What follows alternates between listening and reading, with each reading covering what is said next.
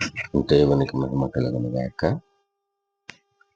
ప్రభునందు ప్రియ దేవుని సంగమ, ప్రియ దేవుని పిల్లారా, అందరికీ నేటి పునరుద్ధానపు శుభములు, దైవ దీవెనలు తెలియజేస్తున్నాను. దేవుని యొక్క నిబంధనల్లో మొదటి నిబంధన అనగా మొదటి ఆజ్ఞ, నీ దేవుడని యెహోవాను నేనే, నేను తప్ప వేరొక దేవుడు మీకు ఉండకూడదు. పైన ఆకాశం అందైనను కింద భూమి అందైనను దేని రూపం చేసుకొనకూడదు, వానికి సాగిల పడకూడదు, వానిని పూజింపకూడదు అని మొదటి ఆజ్ఞ. ఈ మొదటి ఆజ్ఞను నేటి విశ్వాసులమైన మనము అనుసరించేవానిగా ఉండాలి. ప్రియ దేవుని సంగమా, దేవుని నిబంధనను మీరి ఆత్మీయ జీవితాలను పాడు చేసుకుంటున్నటువంటి వారు లేకపోలేదు. ఆ స్థితిలో నీవు ఉన్నావేమో జ్ఞాపకం చేసుకో. దేవుని నిబంధన చాలా ప్రాముఖ్యమైనది, హెచ్చరిక.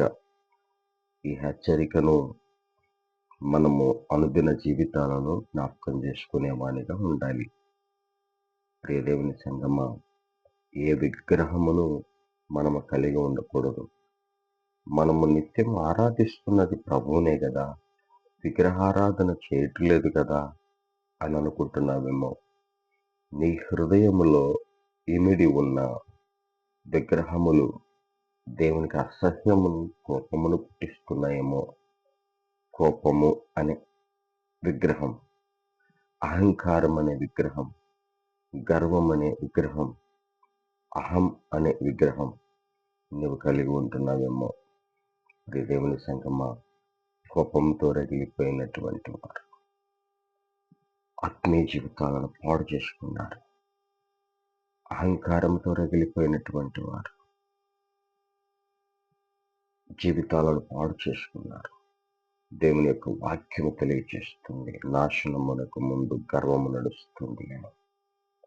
గర్వ హృదయులు దేవునికి హేయులు అని దేవుని యొక్క వాక్యం తెలియజేస్తుంది.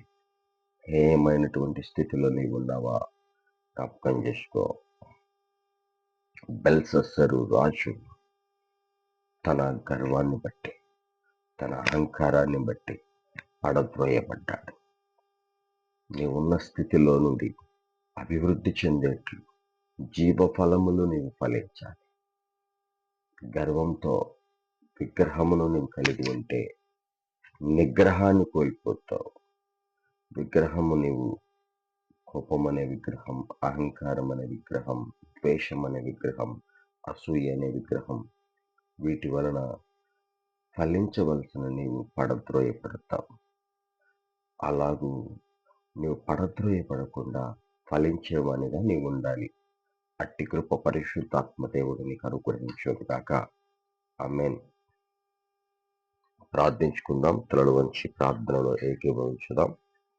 ప్రార్థన.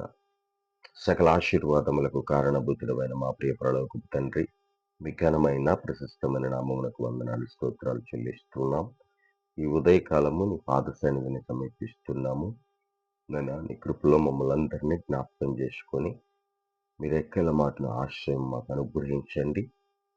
మాలో ఉన్నటువంటి విగ్రహములన్నింటినీ తొలగించుకొని పరిశుద్ధుడైన మిమ్మును మేము ఆరాధించినట్లుగా పరిశుద్ధత కలిగి ఉన్నట్లు మీ కృప దయచేయమని యేసు నామమందు ప్రార్థిస్తున్నాము తండ్రి.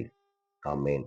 తండ్రి, కుమార పరిశుద్ధాత్మయను సర్వశక్తి గల త్రియేక దేవుని దీవెన సదా మీకును మీ కుటుంబములకు మీ బిడ్డలకు తోడై నడిపించును గాక.